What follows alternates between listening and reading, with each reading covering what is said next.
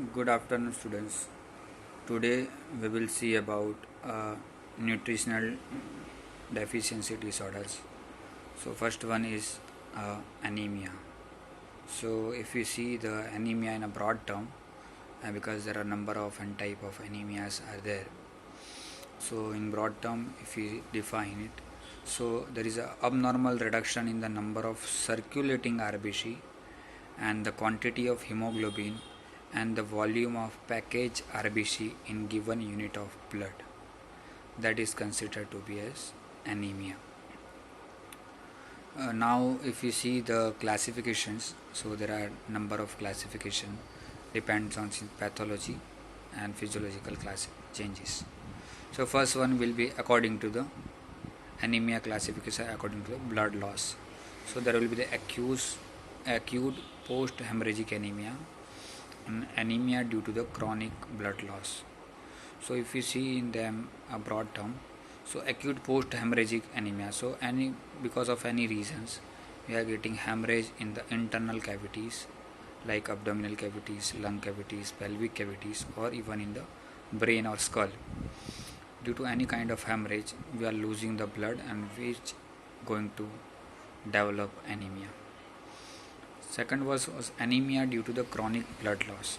So what itself says chronic blood loss, it means because of suppose any kind of internal bleeding which is in minor and slowly it keep on going for over period of time and going to develop a massive blood loss or regular blood loss beyond the potential limit, then it is considered to be as anemia because of chronic blood loss. That is most commonly seen during the rectal injuries, abdominal injuries, or rectal or abdominal diseases, or like the subject who is having a repeated episode of epistaxis, which is having a direct blood loss, and especially in the women who are menstruating, so they also have a chances of an excessive bleeding during the menstrual cycle will lead to development of chronic anemia, blood loss, and which ultimately going to develop your anemia. Second classification is according to the impaired red cell formation. So there are number of, if RBC itself which is produced by the bone marrows and different process systems are there, erythropoiesis, and because of improper formations of RBC is going to produce anemia, and enough amount of him is not properly incorporated, and which is ultimately reducing the active or circulating RBC's number, and ultimately is going for development of anemia. So depend on that it will be classified in different 6 types. So we will see first how it is. First one is cytoplasmic maturation defect. So the defect can be, number one is defect from heme synthesis. The heme part of the RBC is not getting, that is mostly because of iron deficiency. Number two is deficient in the globin synthesis. Heme and globin, the two parts are forming together and forming the hemoglobin. So there is a defect in the globin synthesis, that is because of thalassaemic syndromes, and because of that it's going to be produce anemia. Second one is nuclear maturation defect. So that will be a vitamin B12 or folic acid deficiency is going to produce anemia, that is called as megaloblastic anemia. Third one is type is defect in stem cell proliferation and differentiation. So that will be because of it will cause aplastic anemia and pure red cell aplasia. Number 4 is bone marrow failure due to systemic disease, and anemia is because of chronic disease of bone marrow. So that may be classified again in 4 types: anemia of inflammation or infection, or any chronic malignancy, anemia due to the renal diseases, anemia due to the endocrinal or nutritional deficiencies, and anemia is due to liver diseases. Fifth one is bone marrow infiltration, that is because of leukemias, lymphomas, and multiple myelomas. So kind of carcinogenicity will ultimately infiltrating the bone marrow and defect in or leads to development of anemia. Sixth one is congenital anemia, that is because of sideroblastic anemia or congenital this erythropoietic formation, and because of which ultimately lead to development of anemia.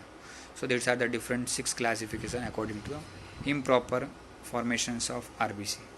Now third classification is due to increase in the destruction of RBC. So that is also called as the hemolytic anemia. So normal RBC production is there, lifespan is there, and RBC getting destructed. But whenever this destruction is keep on increasing, and which is going to ultimately produce the development of anemia. So that will be considered as the intracorpuscular defect and extracorpuscular defect. So this is how 3 things are there which classifying the anemia. Now depend on the morphological classifications. So depend on the size of the red blood cell, hemoglobin content, and red cell indices. The first one is microcytic hypochromic anemia. That will be mostly iron deficiency anemia, sideroblastic anemia, thalassemia, and anemia of chronic cause. Second one is normocytic and normochromic.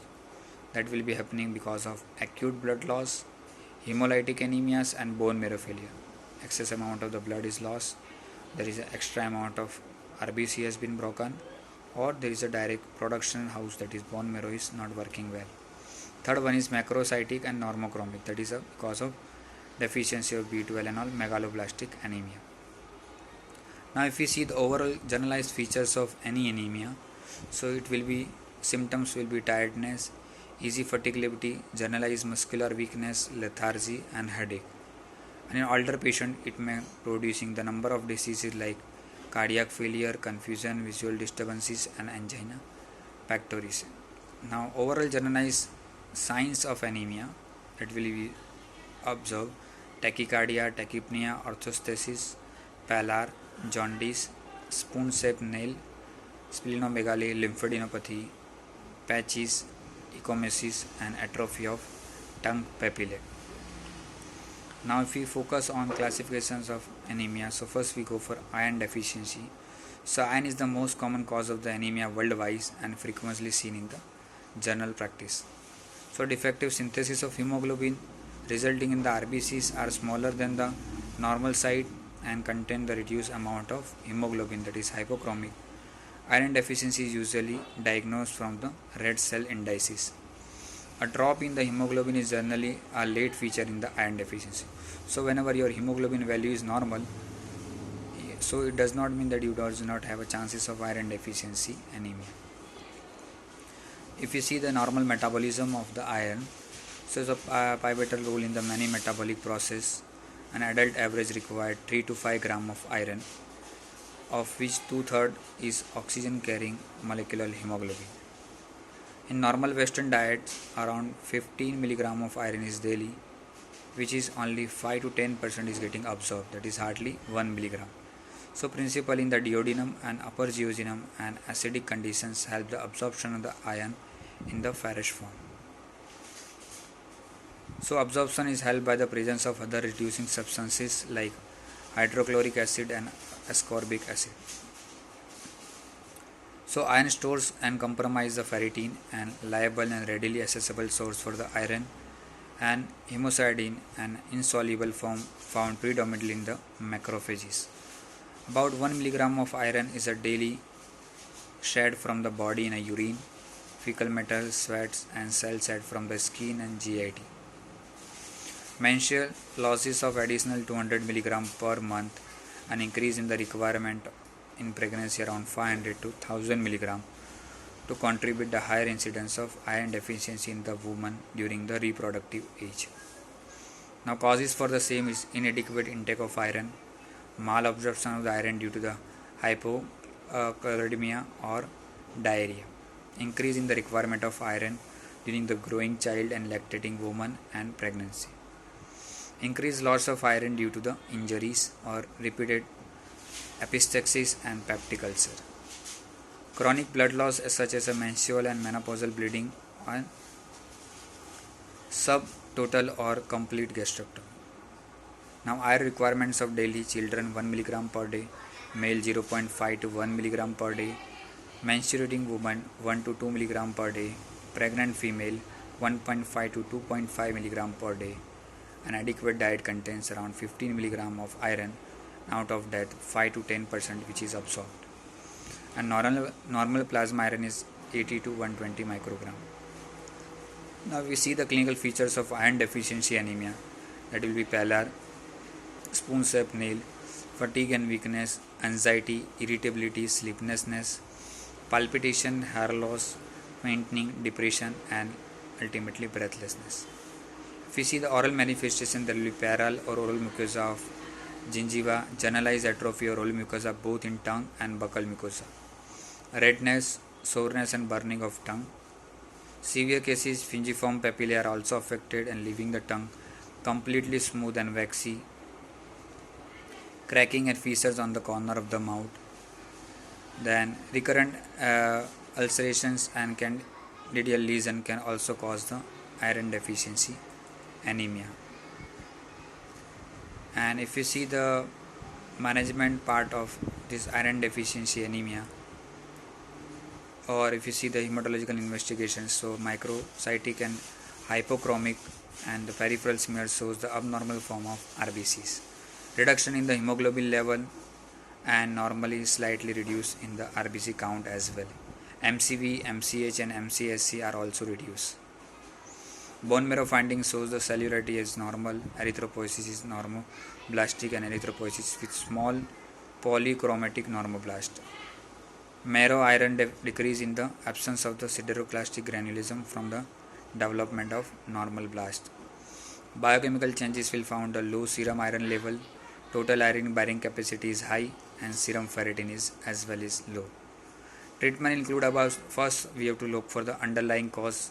Most commonly the nutrition is a basic cause, so diet will be given like green leafy vegetables, nuts, dates and meat.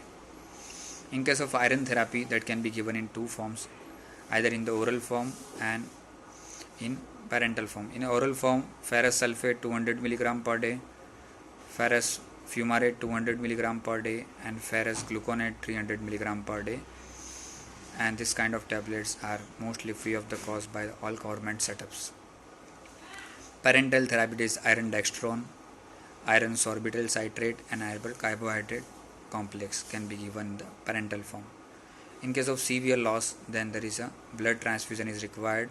Transfusion of packed cell RBCs will be given in case of excessive blood loss or pre-planned surgeries. This is how the complete treatment of iron deficiency anemia can be done. Thank you.